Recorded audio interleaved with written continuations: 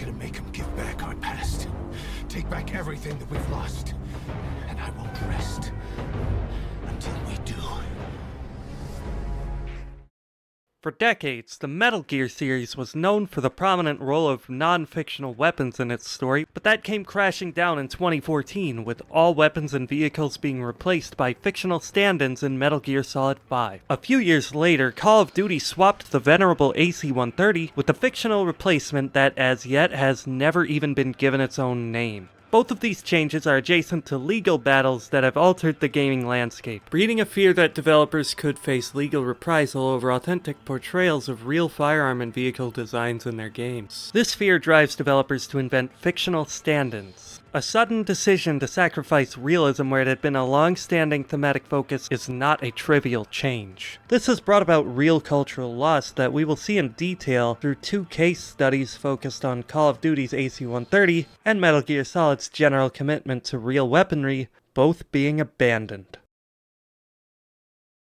In the early history of gaming, developers faced no challenge for portrayals of weapons in games. Any decision to use a fictional alias or stand-in was simply a precaution or an artistic choice, made freely, not as an act of fear. But that changed when two publishers were beset by lawsuits that drove them to forbid the use of certain real-world weapons in games. The first legal subject is Bell-Textron versus EA. Bell has been a pioneer of aviation for nearly a century, having created many innovative designs over the years, one of which went on to become perhaps the most iconic helicopter ever built. The UH-1 Huey, the second most produced helicopter in history. It was later adapted into a sister airframe, the first ever attack helicopter, the AH-1 Cobra. These aircraft are prominent symbols of the American involvement in Vietnam. Hueys and Cobras are historically significant aircraft that have appeared in countless movies, TV shows, and video games, and remain enduring cultural icons to this day. But it was this popularity that led to these helicopters becoming subjects of repeated pressure against EA for the role that these aircraft played in the Battlefield series. In 2006, Bell Helicopters, now consolidated into Bell-Textron, sued EA for the appearance of the Huey and Cobra in Battlefield Vietnam. The case was settled out of court in 2008, followed by a licensing agreement struck in 2010, where Bell-Textron would receive some tribute for past Battlefield games, including Bell Helicopters.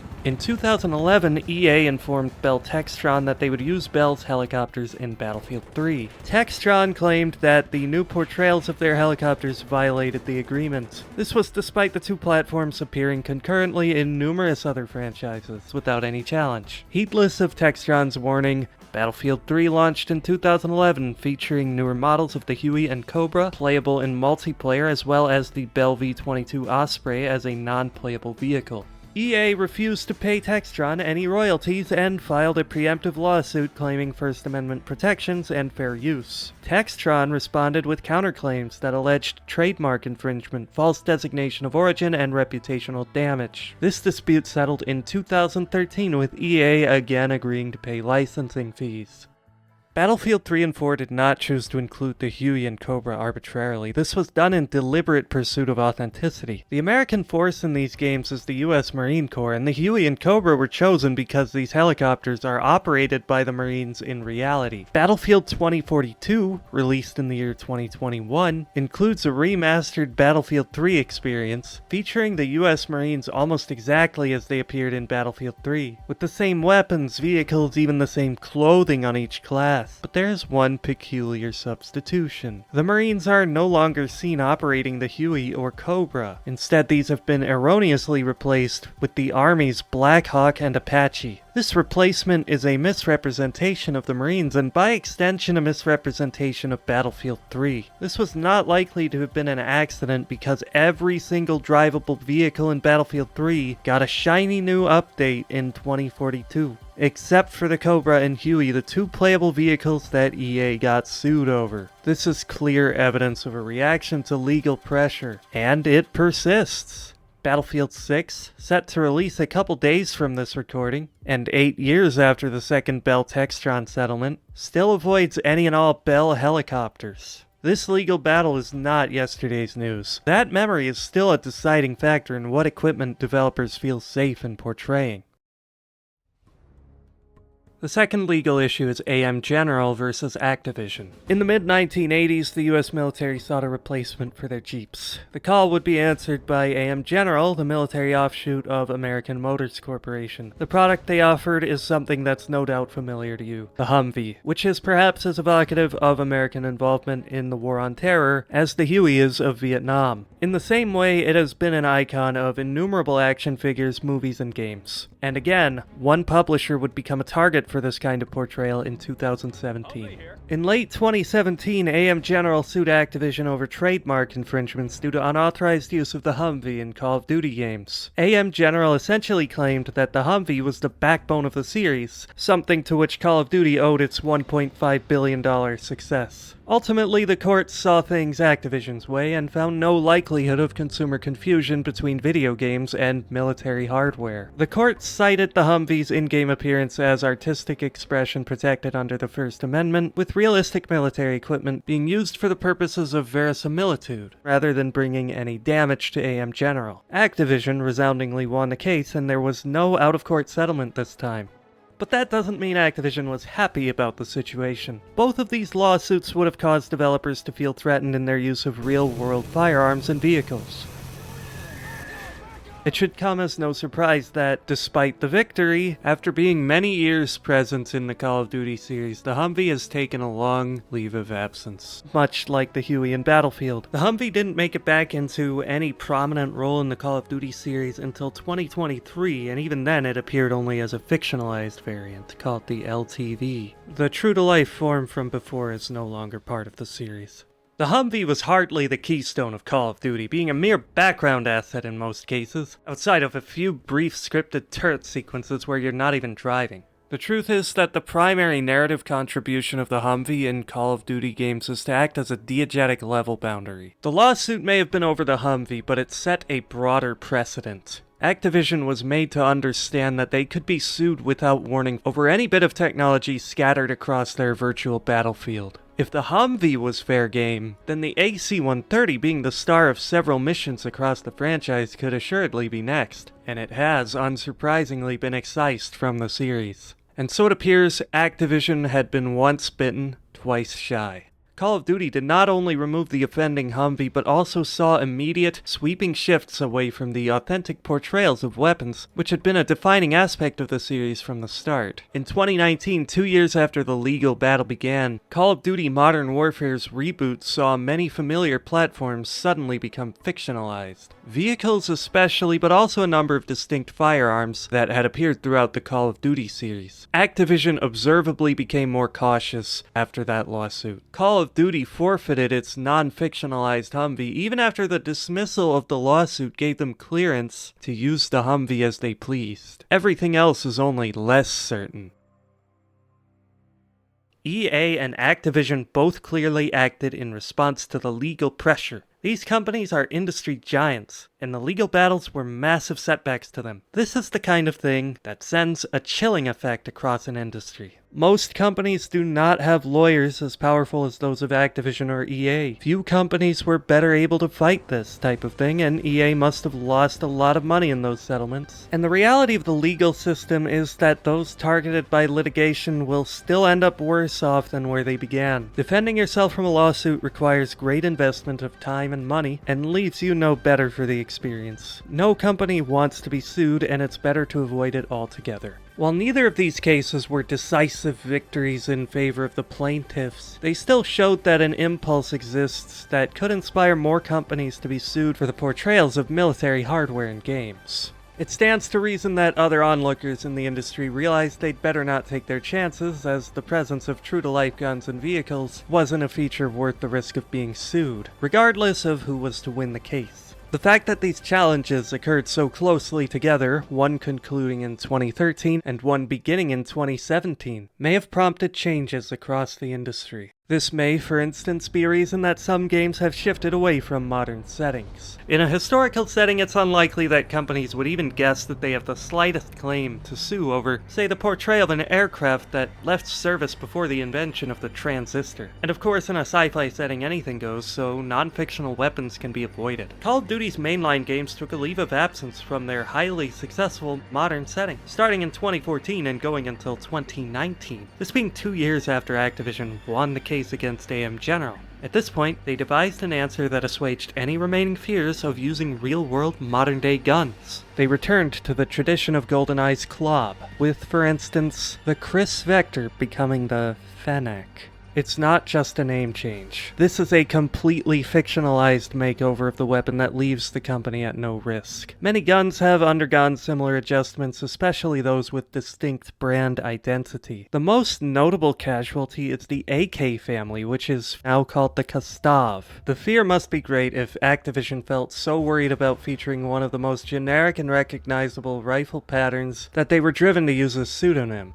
This kind of fear encourages risk-avoidant behavior in developers. It is especially likely that legal concern is a driving force when games suddenly replace real weapons with fictional ones after years or decades of consistent appearances by real weapons. Absent any legal pressure, the path of least resistance would be to continue as they were. But how worried should developers really be? We can see based on different developers' choices that game designers themselves have met no consensus, as there are varied creative approaches that differently balance the appeal to realism with avoidance of legal risk. Some games effectively opt out, using fictional guns and vehicles as stand-ins in a realistic setting more suitable for real weapons. Oftentimes, such as in Grand Theft Auto, these fictional stand-ins are combinations of 2 or more real-world weapons, which gives no clear claim to the platform's identity. Other games simply model things more or less accurately, but file off any overt identifiers, such as by using an alias, staying true to life in their aesthetic portrayals of weapons, and taking a basic precaution. But some games disregard all caution, going as far as to brazenly name-drop the manufacturer, like Resident Evil, which has the iconic Samurai Edge, the sidearm of the protagonist's elite police team. This is a modified Beretta, a fact which the games themselves explicitly state. This weapon has appeared prevalently across the franchise. It can be seen unabashedly in marketing material and even promotional physical merchandise. Capcom sold airsoft models of the Samurai Edge built by Tokyo Marui, a physical likeness of Beretta's pistol being sold as official licensed Resident Evil merchandise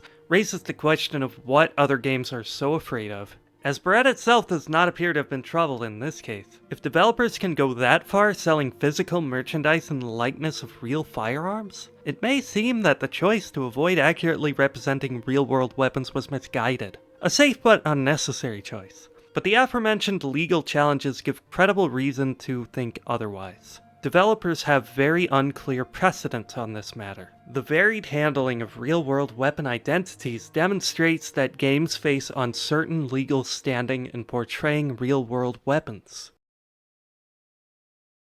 The topic of real-world firearms influence on games is a subject of genuine cultural fascination, but we face the potential for cultural loss if developers feel pressured to avoid this sort of portrayal out of fear of legal threat, and that threat appeared very real in the wake of those legal battles. We'll view this cultural loss through 2 case studies. First, the AC-130 in Call of Duty, the gunship that became a symbol of the franchise before being altered due to legal fears. Second, Metal Gear Solid, which, as I mentioned at the start, built its identity upon realism in weapons, only to become a remarkable display of the thematic degradation that can come of these types of alterations. Both are regrettable losses.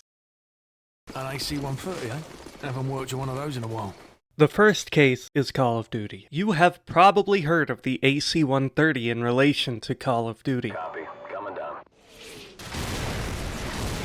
Call of Duty's gunship scenes are held in high esteem. This display of the awesome power of the AC-130 is a huge part of Call of Duty's cultural reputation. But eventually it stopped appearing. The C-130 platform as a whole vanished. These days, when you see a fixed-wing gunship in Call of Duty, it's either a made-up, vaguely Russian aircraft, or some weird twin-boom design looking more like an old C-119 than anything that's actually in service. They did this because they didn't want to use a real licensed plane. That was a shocking departure to me. You could make a real case that the AC-130 helped propel Call of Duty's popularity. The AC-130 mission from Call of Duty 4, Death from Above, was not some typical lazy turret section. That mission hit like a 105mm shell. It was powerful and exciting, but also intellectually stimulating and culturally resonant. Many essayists still have a lot to say about this mission. The prevailing conversation is about the supposed dehumanization, the philosophical question about how people are reduced to tiny white dots and the crew's neglectful attitude of the people they're killing, and what this means about society and how awful it is what the player is doing. Personally, I'm dismissive of that particular angle, as that interpretation doesn't seem too balanced, and it also clearly stretches things way beyond what the developers intended, given that the player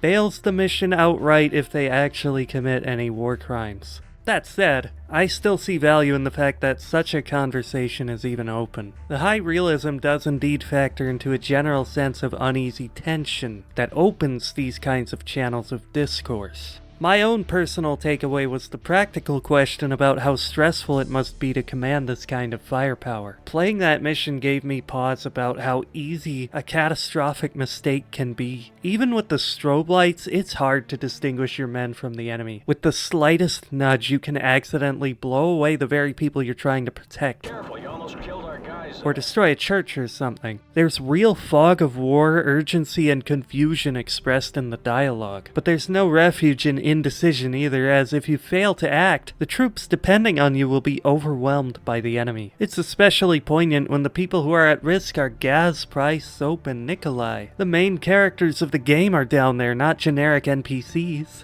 And the AC-130 scene isn't just a poignant one. It's also genuinely exciting. And that's because it's real life, not science fiction. The AC-130 is this awesome machine capable of all this immense destruction. For some people, the fact that there is an actual real-life plane with a howitzer on it doesn't invite moral questions, but excitement. To get a chance to look through those optics while commanding such an array of firepower is, for many people, a childhood dream come true. You're wiping out huge amounts of enemy forces that would be very difficult, if not impossible, to deal with on foot. A glorious change of pace after being on the back foot for most of the campaign, and one that feels heroic as you provide invaluable air support, saving your friends from an overwhelming enemy force like a guardian angel. This sequence, like Call of Duty 4 as a whole, has something for everyone. There's a lot to like about this mission, whether you want to get philosophical or just have a bombastic good time, and it's all the better for its real-world framing. Beyond building discourse and excitement, the mission was a great display of the game's commitment to tactical culture. The realistically presented AC-130 is the apex of the realistic aesthetic that Call of Duty 4 sought. It's the peak of a well-presented theme. The AC-130 sequence is easily the most realistic stretch of the game. It drew from real gun camera footage of AC-130 operations, actual combat footage. And this is an example of how an interest in real-world technology can actually drive games to be more compelling. Death from Above is a wonderful mission and a microcosm of Call of Duty 4. This one level is a true cultural touchstone that has stood strong for nearly 2 decades, and it was the birth of an icon.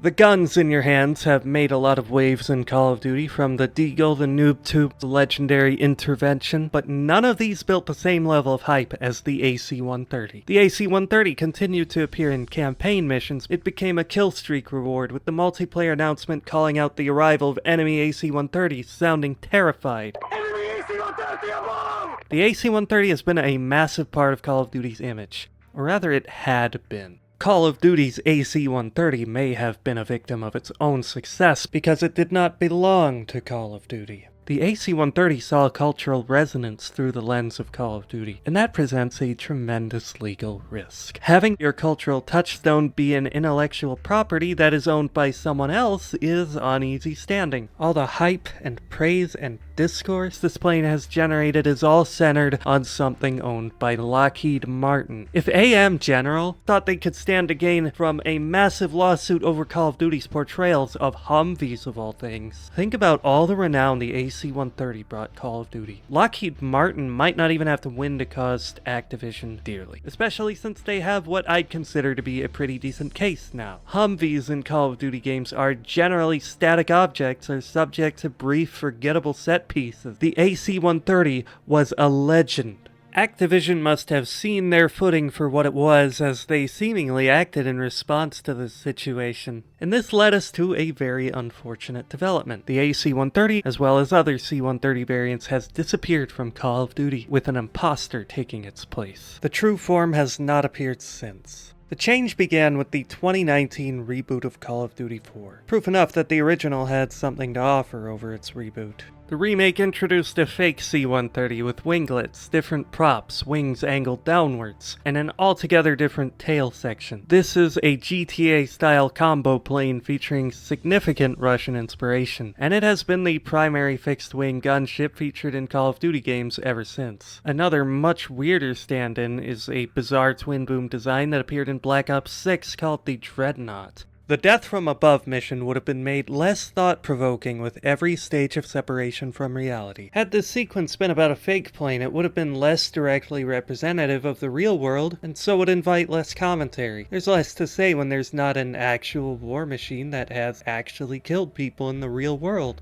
As some anecdotal evidence to the AC-130's popularity, I remember asking a friend of mine in high school, "What's your favorite aircraft?" As that's the sort of thing I asked people. And he stated outright, without hesitation, AC-130, no second guesses. The aircraft isn't that predominant in real life. There's only been a couple dozen or so of them for a long time. And my friend was no military aviation enthusiast. The only reason he had any opinion on the AC-130 that he so adored was because of Call of Duty. That sort of representation makes an impression on people that sows an interest in something real, something that goes beyond the video game. That can be valuable. The interest can also lead people to learning valuable insights about real-world history or technology, or it can simply give people a common point of discourse. For instance, providing my friend an opportunity to actually answer my question about what his favorite plane was. There are plenty of videos and forum threads still being produced demonstrating excitement about the AC-130, and a lot of those comments will include references to Call of Duty, making it obvious what drives a decent portion of this engagement.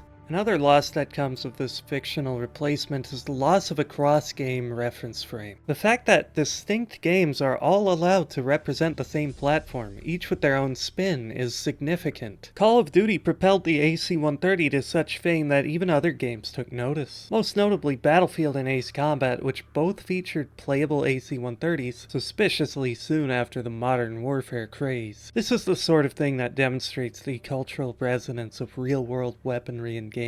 It's not just a matter of realism. This common representation puts all sorts of different games on equal standing, inviting discourse and comparison. All of this is erased as games seek to fictionalize these weapons, removing that entire channel of discussion and sequestering games from each other. The AC-130 is still a cultural titan, even after its abandonment in the series that gave it such a spotlight. But how about that fictional replacement? Does it build its own legacy? Looking online, most people don't even seem to recognize its existence. No one seems to realize that the AC-130 was replaced by a fake stand-in. It garners no discourse. Players call the new unnamed gunship the AC-130. This might appear to demonstrate that the change was inconsequential, but really, it just represents the overpowering cultural legacy of the real AC-130. This new plane is so unremarkable that it goes unnoticed, with everyone just assuming they're still seeing the familiar AC-130. And those that do notice the change wouldn't have much to be impressed about, so it's no wonder they're not posting about it. The replacement bears no cultural legacy of its own. It is a cardboard cutout, a facsimile of reality that isn't creative enough in its design to be interesting in its own right, and, being fictional, offers no real-world background to appreciate. This is why using fictional stand-ins might not be a great option. It can end up being the worst of both worlds. It's not likely that Lockheed Martin has suffered due to Call of Duty's appropriation of its design, but what happens really depends on what they make of it. They've played nice so far as we can tell, but not to give them any ideas. If they were to sue, they might actually have a solid case here, certainly better than Battlefield getting beaten around by Bell-Textron. Remember also that 2019 was just after the AM General lawsuit as well.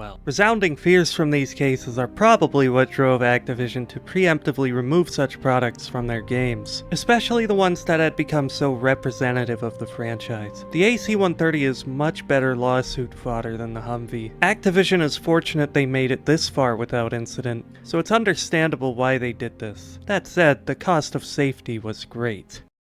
This is the greatest handgun ever made. The Colt's Single Action Army. The second case I want to analyze in depth is the progression across the Metal Gear series, which foretold us of this shift. Metal Gear Solid used to be a masterclass in firearms appreciation. Metal Gear was way ahead of the curve, delving into gun nerdiness before tactical culture was anything like what it is today. Metal Gear had real guns at a time many games still didn't, and it went further to celebrate those guns than most do today, reflecting a broader fascination that the series has with real-world history and military technology. The Metal Gear example is not as clearly tied to our legal cases as Activision's Call of Duty series. A connection here is still possible, but the point of this example is to demonstrate the thematic harm that can come from this type of shift. To Metal Gear belongs the greatest loss I know of following this pattern, because an obsession with real-life military technology was at the very core of Metal Gear Solid. And rather than just being gratuitous, the obsession was weaved into the narrative. For instance, The Hind, a series staple from all the way back in the 1987 MSX game. The Hind is also prominent in Metal Gear Solid, where it features as a memorable boss fight, and it appears in Metal Gear Solid 3 as well. I want to emphasize that the Hind isn't just a cool thing that you fight. It invites discourse. In MGS1, the characters remark upon the fact that Liquid shoots down 2 F-16s with the old gunship, setting him up to be an overwhelmingly skilled opponent. They also speculate on its origins, which is used to foreshadow the provider of the gunship, an organization that appears in Metal Gear Solid 2. Furthermore, in the prequel, Metal Gear Solid 3, there's a fun scene where they frame your discovery of a Hind as the first look Western eyes have gotten on the finished product, with Snake offhandedly offering the NATO designation then and there. Perhaps it's an armed variation of the Mi-8 hip. No. Some of it looks the same, but the overall shape is different. It's got stub wings, and the cockpit canopy looks like an angular greenhouse. No kidding. Then it must be some kind of new model. A next-generation chopper that's a little smaller than the hip. Maybe we should call it a Hind. Not bad. It's cool with me. Then it's settled. We'll refer to that new type helicopter as a Hind from now on. This builds a connection that ties the whole series together, all centered on the Hind. Needless to say, none of these scenes would make any sense with the fictional stand-in. And personally, the fact that Metal Gear Solid went so far out of its way to tie real-world weapons into the narrative, only to suddenly stop after 30 years, convinces me that the developers would not have given up on real military technology if they had a choice. There's more to it than just the Hind. Most notably, the games each included a character whose primary purpose was to spout real-world firearms facts at you. Gun trivia was a distinct facet of the series' identity. But then in 2014, Metal Gear Solid 5 broke the long and respected tradition. Real guns and vehicles are just gone. The games went from including these lovingly rendered guns whose historical context is explained in depth to GTA-style Franken-guns. Even the Hind is no more. This case stands out to me because this change isn't just representative of the loss of trivia, this is detrimental to the game's integrity. It betrays long-standing themes. Metal Gear Solid 5's use of fictionalized weapons could not be more distant from how the rest of the series handled its weapons. I know it may not sound important for these trivial details to be present, but Metal Gear goes out of its way to make the historical context of these guns relevant. This becomes incredibly awkward when the guns become fake, but Metal Gear Solid 5 attempts to build on that historical context like there hasn't been any change. The game presents you with that real historical context bereft of its subject. You witness the Soviet-Afghan War 1984. They talk about the atrocities that occurred, and then they talk about the guns and vehicles that were present in this war, and they give a bunch of factual information about them. They're just attributed to these fake stand-ins. So the CIA gives the Mujahideen honeybee missiles to shoot down crocodile gunships. This comes off as a misguided attempt for the game to have things both ways, trying to inject all this real-world history in the same stroke that it refuses to call a spade a spade. The falsity of these weapons belies the game's very serious commentary. The game boldly condemns America and the USSR in the harshest terms, and it is hard to take this seriously when they're talking about issues such as the fate of Afghan women in the Soviet invasion while tiptoeing around the fact that the Soviets had what you might call an AK. This selective authenticity puts the game at odds with itself. There are significant problems downstream of this, the inconsistency with the rest of the series, introducing several narrative paradoxes. There are thematic consistency issues, and overall it makes it clear that the game's intended creative vision was stifled by some restriction. Nothing puts this in perspective like the fact that the real-world Stinger missile's role in Afghanistan is described in real terms in Metal Gear Solid 1 itself. Stingers are very potent, short-range, low-altitude SAMs. In Afghanistan, the Mujahideen shot down hundreds of Soviet aircraft with them. This is not a cherry-picked example. The Stinger is a very important weapon in Metal Gear. It is the only tool with which you can effectively fight Metal Gears in the Metal Gear games. It is crucial for other boss fights as well, and there's a whole arc where Snake gets sidetracked because he needs to acquire a Stinger missile in order to fight a Hind gunship. This is one of the most prominent weapons in the series and one of the few you absolutely need. For Metal Gear Solid 5's part, they seemed to be trying to pay homage to this nostalgic item with a mission completely centered around the real-world historical role that the Stinger played in Afghanistan. But they substitute this established lore fixture with something completely different, making all this effort at honoring the past end up completely misguided, as all it really accomplishes is calling attention to the newly invented paradox. Authenticity is not a matter carried solely by perfectly modeled guns, but whenever the guns are emphasized by characters verbally, identifying the weapons by these fictional identities. That's the Honeybee storage case. New U.S. military weapon known as the Honeybee. There's a photo of the Honeybee on your iDroid. The Hind is still around. You'll need a surface-to-air missile to take him on, like a Honeybee. or something.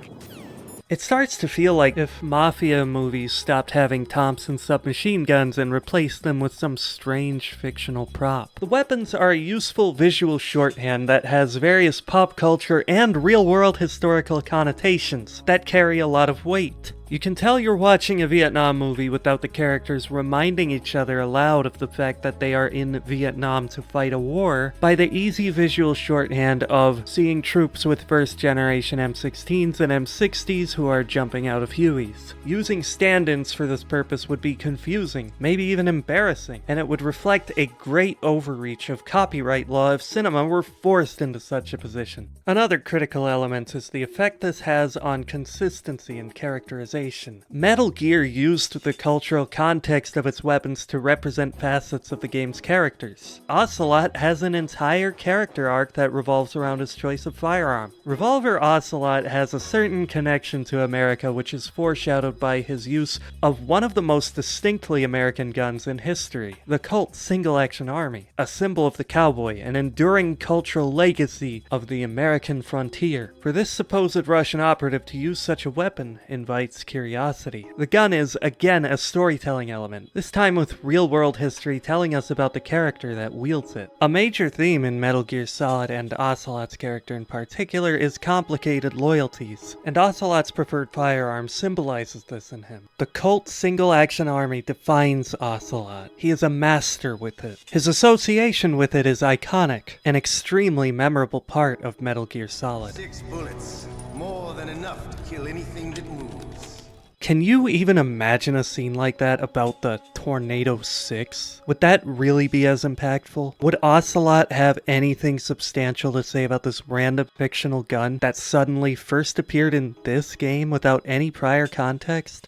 When guns like this are replaced with fictional weapons, those historical ties become impossible to connote, and the opportunity for discourse becomes much more difficult. And that's exactly what happened in Metal Gear Solid 5, which gives Ocelot this completely fabricated and highly unorthodox revolver that fires out of the bottom cylinder that looks like more of a sci-fi gun from Ghost in the Shell than a cowboy classic. Metal Gear Solid 5 replaces a cultural icon with a gun that bears no distinct identity and garners absolutely no discussion from the characters. For instance, Ocelot does not talk about how the low-fitted barrel helps reduce recoil, or how it's the greatest handgun ever made. It's just inexplicable. These fictional firearms usually just end up being simple props with no narrative context, like narrative white noise.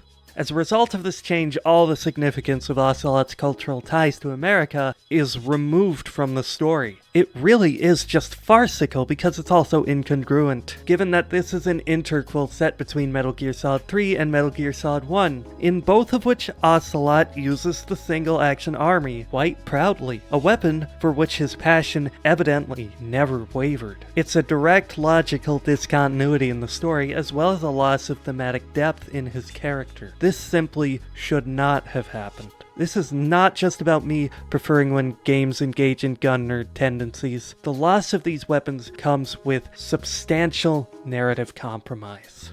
Real weapons have a role in the story informed by the boundless depth of reality. Fake guns, however, do not have any real-world historical context to draw from. The groundwork would need to be laid within the game that invented this fictional device itself, which would require lengthy and unwelcome world building to introduce them. Otherwise, the developers must accept that players will have no preconceptions about these fake weapons. So what could anybody possibly say about them? These are the sorts of benefits that are lost if you try to substitute an important reality with a meaningless fictional equivalent. Any commitment to realism is deflated. Any cultural connotations become buried. Any realism-driven opportunities are discarded. An important point is that so far gun manufacturers have not stirred up this kind of trouble, just vehicle manufacturers. As mentioned earlier, Capcom sold the Samurai Edge airsoft guns based exactly on the likeness of the Beretta 92F, and faced no challenge from Beretta. This is speculation, but I would wager that it's mostly due to how the products themselves relate to games, culture, and the consumers. Guns are personal items that you can buy for a few $100s. Video game portrayals of guns aren't a damaging infringement. They're a free advertisement. There's a good chance that some of my viewers have bought a gun due to inspiration from a video game portrayal, but it's a safe bet that none of you have ever bought a Cobra gunship. Vehicles don't stand to gain much positive benefit from this kind of free advertising, especially when much of this representation tends to involve the vehicles exploding and leaving a burnt-out husk. Guns tend to be more dignified in their in-game representations as they don't really get destroyed. The lack of pushback from gun manufacturers could also have to do with guns being a political flashpoint. Gun manufacturers and any who associate with them constantly face risks from lawsuits and political scrutiny. There's no need for them to paint a target on themselves by cracking down on consumers of video games when they're already in a vulnerable position, especially when video games empowering players with their products may be the best thing that's ever happened to their reputation. By contrast, military vehicle manufacturers have no direct connection to the American consumer, for better or worse, and so they're much better poised to go on the offensive. But even if there are real reasons that gun manufacturers just aren't likely to put forth the same kind of legal challenge, those challenges from vehicle manufacturers can be implicitly associated with any weapon builder in the minds of developers. Regardless of the motive behind these lawsuits, video games certainly appear to be subject to a unique level of scrutiny. Apocalypse Now featured the most iconic portrayal of the Huey ever. If anything was ever lawsuit-worthy, it's the movie that made the Huey become intrinsically linked to Richard Wagner's Ride of the Valkyries in popular consciousness, with many other franchises combining the pair directly due to this inspiration. What's more, the choice to use Ride of the Valkyries was not innocent. It was intended to be evocative of fascism. This could reasonably be considered offensive to the brand. Why is this less lawsuit-worthy than Battlefield's politically agnostic game about Vietnam, featuring the Huey as a playable vehicle in a multiplayer sandbox? Indeed, countless movies have featured the Huey, and none have faced legal threat from it. This scrutiny builds into developer fears that have many adverse downstream effects, giving us less to talk about, removing that cross-game touchstone that real weapons carry, and being a concession on artistic freedom that artificially limits the potential for imagery reflective of reality. Developers should not need to operate under this fear and uncertainty. There's nothing wrong with fictional weapons, but when developers clearly intended for a particular design in pursuit of realism, but are then forced to compromise on that, it's a compromise on their vision. These weapons and vehicles mean a lot more than random props. They signify a greater history. If that weren't valuable, no developer would ever have been the first to assume an uncertain legal risk in portraying a non-fictional weapon. The presence of real weapons and vehicles, as I explained in great detail with the Hind, Ocelot's single-action army, the AC-130, these things serve to inform us of the story itself, building upon the great foundation of history, to establish characters, suggest deeper themes, or just to provide the simple ideal of realism. But building upon history goes both ways. It shines a new light on that history, driving valuable awareness. In that regard, I often think back to the Black Cats mission of Call of Duty World at War. Catalina crews were unsung heroes of the Second World War, who rescued many airmen and sailors, and very few have heard of what they did. It was an obscure historical footnote, but the Black Cats mission, while it's not even remotely realistic, did shine a light on the courage and heroism of those aviators. The level Black Cats is no substitute for a history lesson, but it made a grand gesture in the right direction that sparked excitement and intrigue that still to this day inspires people to learn more about that history. This memory would perhaps only be tarnished if the same attempt was made to honor their legacy, but with planes spun up by the developers displaying their creative prowess, instead of being carefully based on what those men actually flew in. Whether we like it or not, people's perceptions of reality is dictated by fiction to some degree, and the loss of non-fictional weapons comes with the loss of interest in reality.